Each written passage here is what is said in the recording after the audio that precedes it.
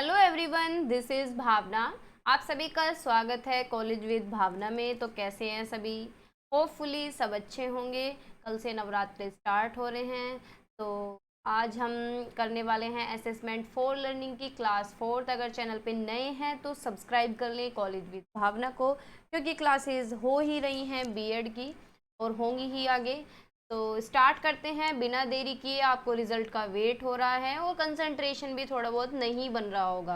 आपकी जो समस्या है वो भी जायज़ है, क्योंकि रिजल्ट इतना लेट हो गया है। अब पता नहीं क्यों लेट हो रहा है, लेकिन आ जाएगा। अब आने तो लग रही है, जैसे कि बीपीएड का आया है, फिजिकल एजुकेशन से जो बीएड करते हैं उनका आ गया है। बाकी देखते हैं, आप लोगों का भी 1-2 दिन में आ जाएगा।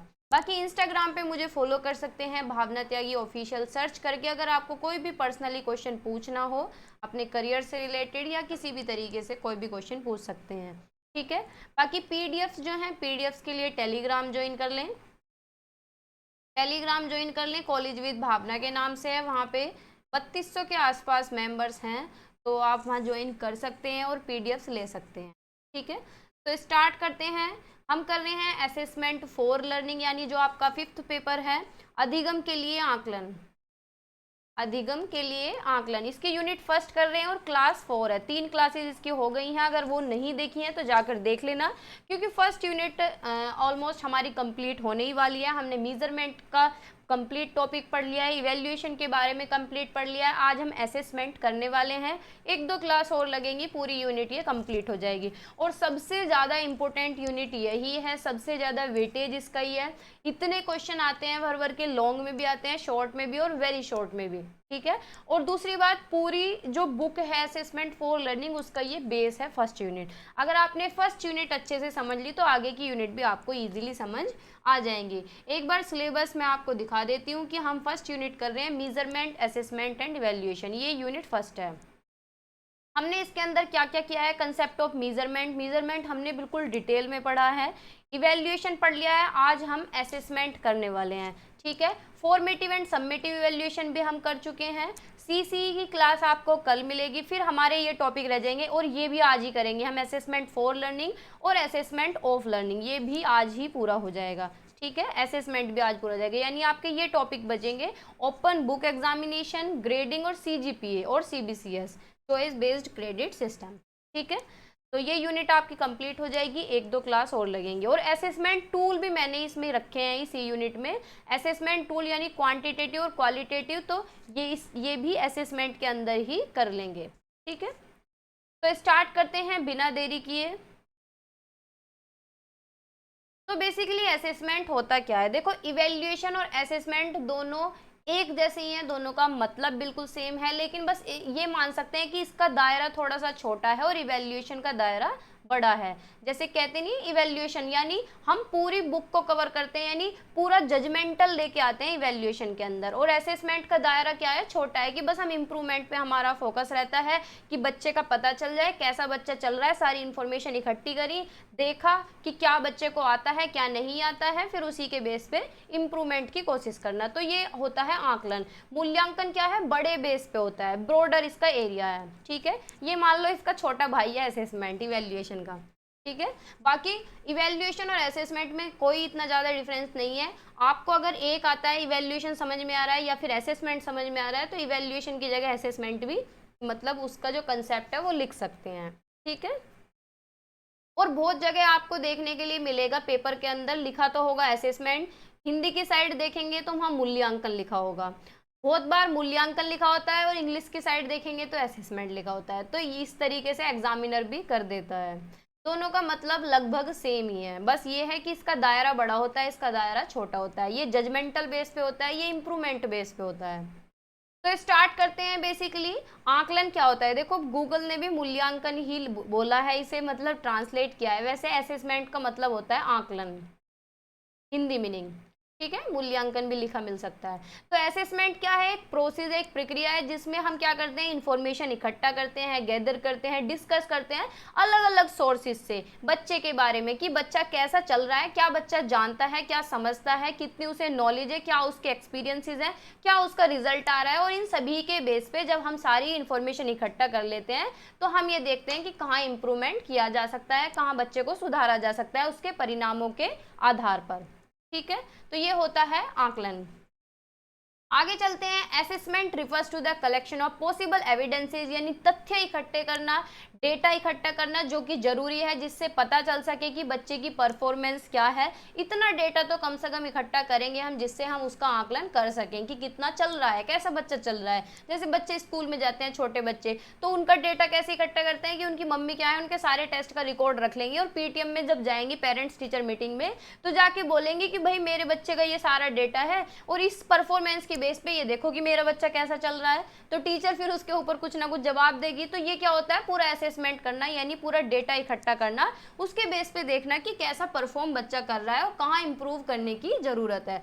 तो जो डेटा इकट्ठा करते हैं वो दो तरीके से करते हैं, एक तो क्वांटिटेटिव और एक क्वालिटेटिव। क्वांटिटेटिव देखो नाम से ही पता चल रहा है, मात्रात्मक, यानी मात्रा, यानी नंबर के बेस पे कि भाई हमारे बच्चे के 10 में से 8 नंबर आ रहे हैं, तो वो डेटा कैसे होगा, मात्रात्मक होगा। और गुण हमें देखने होंगे तो गुणात्मक, यानी क्वालिटेटिव। इसमें क्या देखेंगे कि हमारे बच्चे को कौन से सब्जेक्ट में इंटरेस्ट है, किस में रुचि है, क्या उसकी योग्यता है, क्या उसका एप्टीट्यूड है, क्या उसका बिहेवियर है, कितनी उसकी क्षमता है, कितना वो पढ़ पा रहा है। तो ये होता है क्वालिटेटिव डेटा। इसके बारे में आगे पढ़ेंगे, क्वांटिटेटिव और क्वालिटेटिव के बारे में। इतना आपको समझ आया होगा। डेफिनेशन भी देख लेते हैं। तो डेफिनेशन का भी यही मतलब है कि असेसमेंट के अंदर होता है use of empirical data. Empirical यानी जो एक्सपीरियंसेस के बेस पे डेटा निकल के आता है जिससे हम बच्चे के देख सके कि बच्चा कितना इंप्रूव कर पा रहा है, कितना सीख पा रहा है। ठीक है, सारे डेटा के आधार पे, सारे जितने भी तथ्य निकल के आए हैं उनके आधार पे ये देखना कि कितना बच्चा सीख रहा है और कितना उसने सुधार किया है। ये क्या होता है, असेसमेंट होता है। होपफुली यहाँ तक समझ आया होगा। अब पढ़ते हैं क्वांटिटेटिव असेसमेंट और क्वालिटेटिव असेसमेंट। देखो क्वांटिटेटिव नाम से पता चल रहा है मात्रात्मक।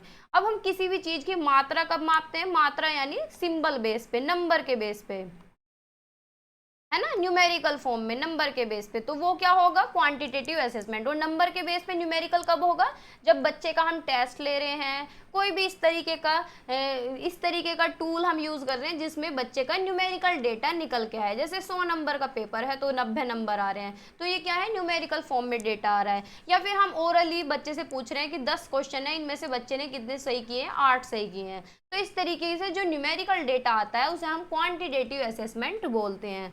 वो एक बार पढ़ लेते हैं कि क्वांटिटेटिव असेसमेंट मात्रात्मक मूल्यांकन किस पे फोकस करता है, काउंटेबल वैल्यूज पे, जिन्हें हम गिन सकें। ठीक है, क्वांटिटेटिव टूल जो है ये एक तरीका है जिसमें जो डेटा इकट्ठा किया जाता है वो उसे एनालाइज करते हैं किसके बेस पे, नंबर के बेस पे, स्टेटिस्टिकल एनालिसिस के बेस पे। ठीक है, दे इवेल्युएट द इंडिविजुअल स्किल्स। इसमें बच्चे के कौशल देखे जाते हैं, बच्चे का ज्ञान देखा जाता है, उसकी परफॉर्मेंस देखी जाती है। लेकिन देखी किसके बेस पे जाती है, उसके आउटकम्स के बेस पे, उसके रिजल्ट के बेस पे। जैसे कि आपने रिपोर्ट कार्ड देखा होगा किसी भी बच्चे का, जो फाइनल रिपोर्ट कार्ड आते हैं, रिजल्ट लेने हम जाते हैं छोटे बच्चों के, तो उसमें लिखा होता है FA1 में इतने नंबर आए, FA2 में इतने नंबर आए, हाफ ईयरली एग्जाम में बच्चे के इतने नंबर आए और फाइनल में क्या है 90% आ रहे हैं, 70% आ रहे हैं, या फिर 400 में से 350 नंबर आ रहे हैं। तो ये क्या है, क्वांटिटेटिव असेसमेंट बच्चे का हुआ। ठीक है, इसी तरीके से अगला पॉइंट है कि भाई ये टूल जो है ये रिजल्ट किसके बेस पे एक्सप्रेस करता है, कैसा रिजल्ट आता है, नंबर के बेस पे। They are said to be more objective. जो क्वांटिटेटिव असेसमेंट होता है ये ज्यादा ऑब्जेक्टिव है, ज्यादा वैलिड है किससे, क्वालिटेटिव से। वैलिड क्यों है, क्योंकि भाई हम कह सकते हैं कि हमारे बच्चे के 50 नंबर कहाँ कटे, है ना, क्योंकि हमें दिख रहा है नंबर की फॉर्म में कि भाई 400 में से 350 नंबर आ रहे हैं। और अगर क्वालिटेटिव हो तो क्वालिटेटिव में हम सिर्फ बच्चे के गुण देख सकते हैं। तो गुण पे हम ये थोड़ी कह सकते हैं कि मेरे बच्चे में तो ये गुण फालतू है, या फिर ये ऐसा कर सकता था, या फिर ये इसका इंटरेस्ट था। तो उसमें क्या है, वो उससे ज्यादा वैलिड क्या होगा, क्वांटिटेटिव होगा, मात्रा वाला ज्यादा वैलिड होगा। ठीक है, आगे चलते हैं, फिर है क्वालिटेटिव असेसमेंट, क्वालिटी वाइज यानी गुणात्मक, गुण, ठीक है। तो क्वालिटेटिव असेसमेंट किस पे फोकस करता है कि understanding how people make meaning of and experience their environment और वर्ल्ड, यानी कोई भी बच्चा हो, कोई भी प्यूपिल हो, अपने चारों तरफ अपने आसपास कैसे समझ विकसित करता है, कैसे चीज़ों का मीनिंग निकालता है, कैसे मीनिंग बनाता है, कैसे अपने अनुभव गेन करता है, कैसे समझता है चीज़ों को। तो ये किस पे फोकस करता है, क्वालिटेटिव असेसमेंट पे, यानी गुणात्मक मूल्यांकन अगर हमें बच्चे का करना हो तो हम देखेंगे कि इस बच्चे की समझ कैसी है, इसका अनुभव कैसा है, ये चीज़ों को कैसे समझता है, अपनी तरफ चीज़ों को कैसे ऑब्जर्व करता है अपने चारों तरफ, है ना।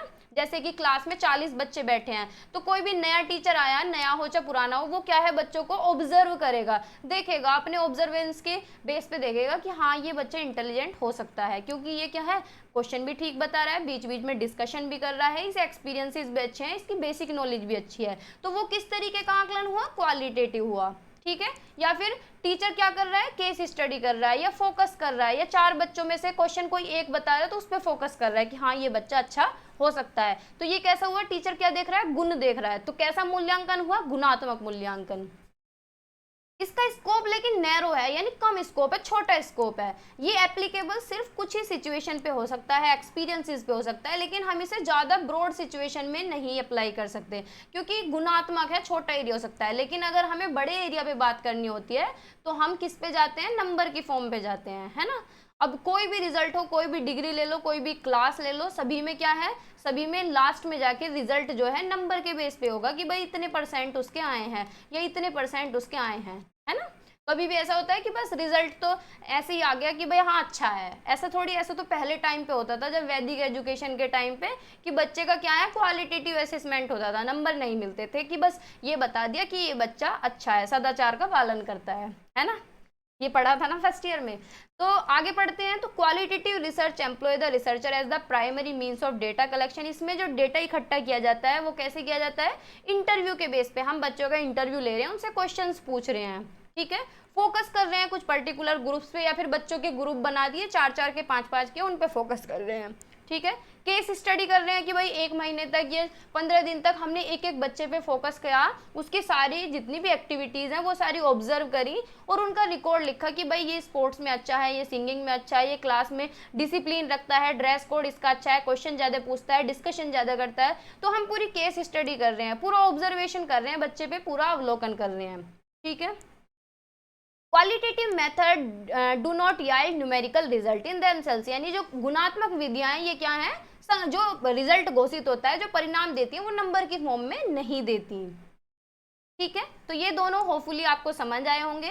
भाई क्वांटिटेटिव यानी जो नंबर में अपना रिजल्ट दे रहा है, जो नंबर फॉर्म में दे रहा है, जो न्यूमेरिकल फॉर्म में दे रहा है, लेकिन क्वालिटेटिव जो है वो एक्सपीरियंसेस के बेस पे दे रहा है, सिचुएशन के बेस पे, मीनिंग के बेस पे, ठीक है, अंडरस्टैंडिंग के बेस पे दे रहा है, ऑब्जर्वेशन के बेस पे दे रहा है, ठीक है। आगे चलें, अब है फॉर्मेटिव एंड समेटिव असेसमेंट। अब देखो पेपर में आपको फॉर्मेटिव एंड समेटिव असेसमेंट मिले तब भी आप यही पॉइंट्स लिख सकते हैं, फॉर्मेटिव एंड समेटिव इवेल्युएशन मिले तब भी यही लिख सकते हैं, ठीक है, क्योंकि अंतर दोनों में ज़्यादा नहीं है, होता है वही बात। Formative and summative assessment, formative क्या बोलते हैं, रचनात्मक आकलन, समेटिव क्या होता है, योगात्मक आकलन। आगे मैंने हिंदी में भी रखा है, तो टेबल को हम इंग्लिश में पढ़ लेते हैं, जो हिंदी वाले हैं वो हिंदी में यहाँ देख लेंगे, ठीक है, कोई प्रॉब्लम नहीं होगी। तो फॉर्मेटिव क्या होता है, भाई मैंने कल बताया था जब हमने इवैल्यूएशन की क्लास की थी, तो मैंने बताया फॉर्मेटिव यानी जो क्लास के दौरान आकलन हो जाता है, साथ के साथ जिसमें फीडबैक हो जाता है। तो पढ़ते हैं, to provide ongoing feedback and monitor student progress during the learning process, यानी बच्चे का क्या है, ऑन गोइंग फीडबैक लेना, यानी साथ के साथ उसका फीडबैक लेना कि कैसा बच्चा कर रहा है, उसकी सारी प्रोग्रेस को मॉनिटर करना, ध्यान में रखना कि भाई कल तो इस बच्चे ने अच्छा बताया था, आज थोड़ा सा कम बता रहा है, या फिर कल मैंने ये टॉपिक पढ़ाया तो आज उसका इवैल्यूएशन कर लिया। लेकिन किया कैसे, ड्यूरिंग द लर्निंग प्रोसेस, जब हम बच्चे को सिखा रहे होते हैं, साथ के साथ उससे क्वेश्चन पुट आउट करना, उसे ऑब्जर्व करना, उसका आकलन किसी भी तरीके से करना, तो वो क्या कहलाता है, फॉर्मेटिव असेसमेंट। समेटिव क्या होता है कि बच्चे का मूल्यांकन करना या बच्चे को मीजर करना कि बच्चे ने क्या सीखा है, लेकिन कब, at the end of the period, at the end of the year, यानी साल के अंत में या पूरी यूनिट कंप्लीट होने के बाद या 1 महीने 6 महीने बाद, यानी अंत में जो मूल्यांकन हो रहा है वो क्या कहलाता है, सम्मेटिव असेसमेंट। टाइमिंग कब होता है, फॉर्मेटिव असेसमेंट कब होता है, ये कब कंडक्ट कराया जाता है, ड्यूरिंग द लर्निंग प्रोसेस, या तो वीकली हो सकता है या फिर डेली हो सकता है, कि जैसे हर मंडे टेस्ट हो रहा है कि टीचर ने एक टॉपिक कंप्लीट कराया और हर मंडे टेस्ट ले रही है, या फिर आज जैसे कोई भी टॉपिक कंप्लीट कराया और लास्ट के 10 मिनट में क्वेश्चंस पुट आउट कर लिए। तो फॉर्मेटिव असेसमेंट कब होता है, डेली और वीकली। लेकिन सम्मेटिव कब होता है, and of the unit, course और ग्रेडिंग पीरियड, यानी एक टाइम इंटरवल पे होता है। अब यूनिट 2 महीने में कंप्लीट हो रही है कोई यूनिट, तो 2 महीने बाद ही आकलन होगा, उससे पहले नहीं होगा, तो वो क्या है, सम्मेटिव। कोर्स पूरा हो रहा है, पूरी बुक कंप्लीट होने के बाद ही आकलन हो रहा है, या फिर ग्रेड दी जा रही है, या फिर पूरा टाइम पीरियड, पूरे 6 महीने बाद ही सेमेस्टर वाइज एग्जाम हो रहे हैं, या फिर पूरा 1 साल में आकलन हो रहा है, तो वो कैसा है, सम्मेटिव असेसमेंट। ठीक है। फॉर्मेटिव में फोकस रहता है सीखने पे और इम्प्रूव करने पे। भाई जब हम साथ के साथ हमें पता चल जाएगा कि पर्टिकुलर इस बच्चे को ये टॉपिक समझ नहीं आया है, तो हमें दोबारा समझाना है, तो हमारा फोकस किस पे रहता है, इम्प्रूव करने पे। लेकिन सम्मेटिव में क्या है, फोकस रहता है प्रोडक्ट पे, कि भाई रिजल्ट आ गया, इतने नंबर आ गए, फाइनल अचीवमेंट ये रहा। जैसे कि आपका बीएड का आएगा, बीच में कोई आपका टेस्ट थोड़ी ना हुआ है, बहुत कम कॉलेजेस में, रेयरली होता भी है तो बच्चे जाते नहीं है, तो इसमें फोकस किस पे रहता है, प्रोडक्ट पे, फाइनल अचीवमेंट पे। फॉर्मेटिव में फीडबैक बिल्कुल साथ के साथ दिया जाता है, इमीडिएट फीडबैक हो जाता है, जिससे कि बच्चे को पता चल जाता है कि कहाँ उसकी कमियां हैं, इससे उसे फायदा मिलता है एडजस्ट करने में भी और इम्प्रूव करने में भी, यानी सुधार करने की कोशिश करता है। लेकिन सम्मेटिव में क्या होता है, जो फीडबैक है वो कब मिलता है, आफ्टर द असेसमेंट, आकलन होने के बाद, लेकिन इसमें इम्प्रूवमेंट इतना ज़्यादा नहीं हो पाता। अब कोई बच्चा, किसी बच्चे के कम नंबर आ रहे हैं, 50% नंबर मानो किसी के आ गए बीएड में, तो आपको इम्प्रूवमेंट का मौका मिलता है, नहीं मिलता। बस इतना मिलता है कि आपको ये पता चल गया कि भाई मेरे फर्स्ट ईयर में 50 है, तो मैं सेकेंड ईयर में थोड़ी सी अच्छी मेहनत कर सकता हूँ। फॉर्मेटिव कंटिन्यूअस प्रोसेस है, ऑनगोइंग है, फ्रीक्वेंट है, यानी साथ के साथ चलता रहता है, निरंतर चलता रहता है। लेकिन सम्मेटिव क्या है, पीरियडिकली होता है, लाइफ साइकिल के एंड में होता है, जब पूरी लर्निंग कंप्लीट हो जाती है, पूरी बुक कंप्लीट हो गई, फिर उसके बाद में आकलन हो रहा है, यानी end of a learning cycle. आगे चलते हैं। इसमें स्ट्रेस लेवल जो है वो लोअर रहता है, यानी बच्चे को कोई भी परेशानी नहीं होती दिमागी रूप से, ना प्रेशर होता है दिमाग पे, क्योंकि भाई रोज टेस्ट हो रहे हैं, तो वो उस सिचुएशन से यूज्ड टू हो जाता है। लेकिन सम्मेटिव में क्या होता है, हायर स्ट्रेस होता है। जैसे कि आपके डिग्री के एग्जाम होते हैं, कोई बीएससी में हो, बीए में हो, तो जब पेपर आते हैं तो बच्चा इतने स्ट्रेस में चला जाता है कि हर दूसरे दिन पेपर, हर दूसरे दिन पेपर, तो इसमें क्या है, स्ट्रेस लेवल बढ़ जाता है।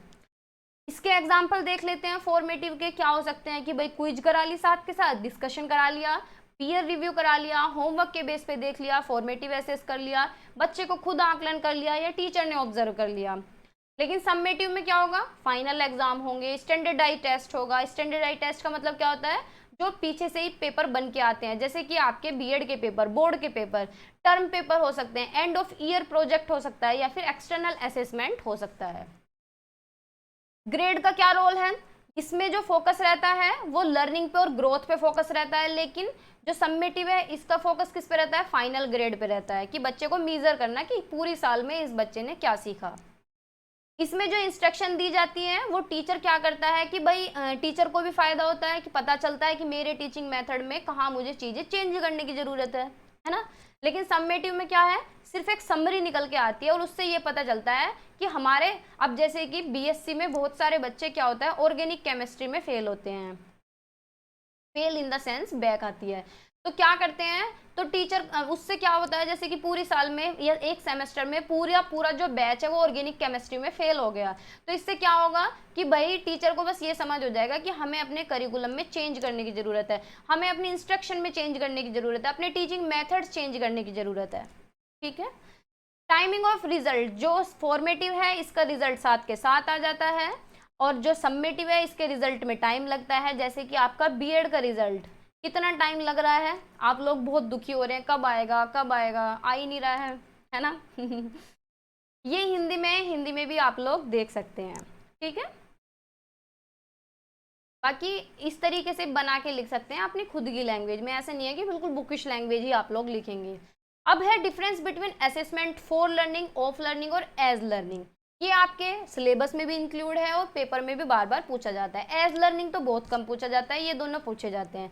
अब देखो ये आपको याद कैसे रखना है। असेसमेंट फॉर लर्निंग, जहां आपको फॉर लर्निंग मिले तो मतलब फॉर्मेटिव असेसमेंट, यानी जो पॉइंट हम पीछे पढ़ के आए हैं वही आप डिक्टो लिख देंगे, कोई भी प्रॉब्लम नहीं है, ठीक है। असेसमेंट ऑफ लर्निंग यानी समेटिव असेसमेंट, बस ये याद रख लेना। फॉर का मतलब फॉर्मेटिव, ऑफ का मतलब समेटिव और एज का मतलब सेल्फ असेसमेंट, ठीक है। हिंदी में क्या बोलते हैं इसे? सीखने का आकलन या अधिगम का आकलन, सीखने के आकलन और सीखने के रूप में आकलन।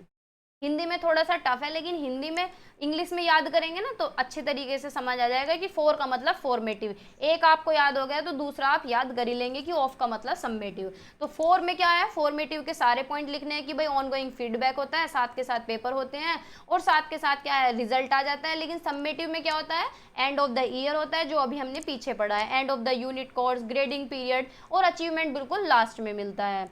लेकिन सेल्फ असेसमेंट, भाई नाम से पता चल रहा है सेल्फ, यानी अपना आकलन करना, अपना खुद का आकलन करना। जैसे कि आप लोग पढ़ रहे हैं, कोई भी आप कंपटीशन टेस्ट की तैयारी कर रहे हैं, तो आपने क्या है, कोई भी ऑनलाइन टेस्ट लगाया या फिर बुक में भी आपने कोई भी पेपर लगाया और खुद ही चेक किया और खुद ही आकलन कर लिया कि मेरे तो 100 में से सिर्फ 70 ही नंबर बन रहे हैं। तो आपने क्या किया, सेल्फ असेस किया, यानी खुद का आकलन किया। तो इसमें क्या है, बच्चा to engage student in the assessment process and encourage reflection on their learning, यानी अपनी ही लर्निंग पे रिफ्लेक्ट करता है कि भाई कहाँ कमी है, 30 नंबर कहाँ कट गए मेरे, खुद पे ही आकलन कर रहा है, खुद पे ही रिफ्लेक्शन कर रहा है, ठीक है। तो इसमें सारे पॉइंट खुद से ही जुड़े होंगे कि integrated through out the learning process, जो सीखने की प्रक्रिया है उससे जुड़ा हुआ है। लेकिन इसमें बच्चा सेल्फ एसेस रहता है, यानी खुद को एसेस करता है, खुद को आकलन करता है और अपने लक्ष्य खुद सेट करता है, ठीक है। ज्यादातर आज के टाइम पे आपने स्टूडेंट देखे होंगे कि भाई आपके घर के आपको परेशान नहीं करते कि भाई पढ़ ले, एक दिन कह देंगे, 2 दिन कह देंगे, लेकिन पढ़ना आपको ही है। क्यों?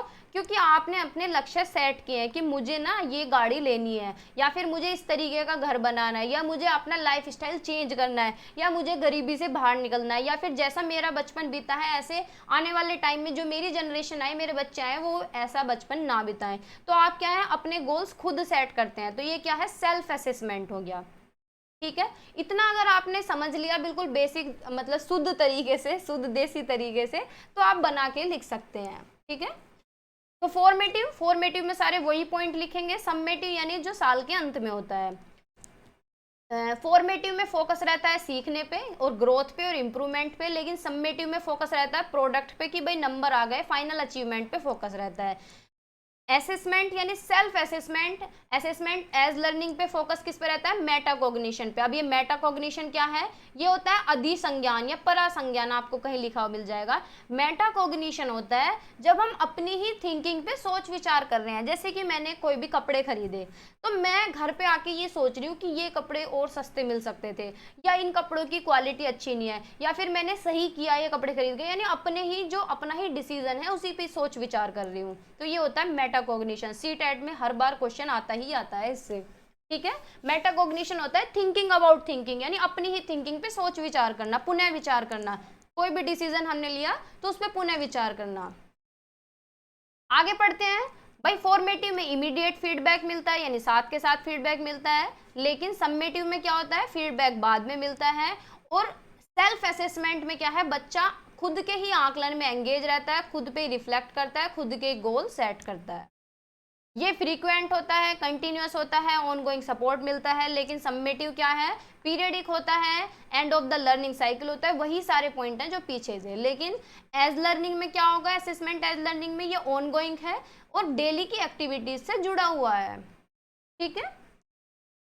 इसमें बच्चे को लो स्ट्रेस रहता है फॉर्मेटिव में, यानी असेसमेंट फॉर लर्निंग में लो स्ट्रेस रहता है। असेसमेंट ऑफ लर्निंग में यानी समेटिव में हाई स्ट्रेस रहता है, यानी बच्चे के ऊपर ज़्यादा बर्डन हो जाता है। और असेसमेंट एज लर्निंग में या फिर सेल्फ असेसमेंट में क्या है, बिल्कुल स्ट्रेस कम हो जाता है, क्योंकि बच्चा उसमें खुद से इन्वॉल्व होता है और खुद को रेगुलेट करता है, ठीक है। अपना ही स्ट्रेस है, अपना ही सब कुछ है, पढ़ोगे तो नंबर आएंगे, वो वाली बात हो जाती है कि खुद को ही मेंटेन करता है। उसे कोई भी ऐसा नहीं है कि बाहर का प्रेशर या टीचर का प्रेशर, अपना खुद का उसका सब कुछ है। खुद ही वो सोचता है, खुद ही विचार करता है, खुद ही एसेस करता है, खुद ही अपनी खुद ही अपने नंबर को जज करता है कि कितने नंबर आ रहे हैं, कहाँ कमी रह रही है, ठीक है। एग्जाम्पल क्या है फॉर्मेटिव के, quiz, class discussion, peer review, homework, teacher observation. और समेटिव के final exam, standardize test, term test, end of the year जो कोई असाइनमेंट होते हैं। लेकिन सेल्फ असेसमेंट यानी असेसमेंट एज लर्निंग के क्या है, learning journals, self assessment, reflective activities और लर्निंग पोर्टफोलियो। ठीक है, ये हिंदी में आप देख सकते हैं।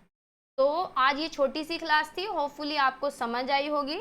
और ये टॉपिक बार बार पूछे जाते हैं, आज तक ऐसा नहीं हुआ है कि ये ना आए हो। और ये कॉम्पिटिटिव एग्जाम में भी आते हैं, चाहे कोई टेट हो, चाहे डीएसएसबी का पेपर हो, किसी भी तरीके का पेपर हो, ये पूछे ही जाते हैं। ठीक है, तो बाय बाय, टेक केयर, पढ़ते रहिए, मुस्कुराते रहिए और मेरे साथ जुड़े रहिए। और अगर चैनल पे नए हैं तो सब्सक्राइब भी करके जाना, क्योंकि आपके पैसे नहीं लगेंगे।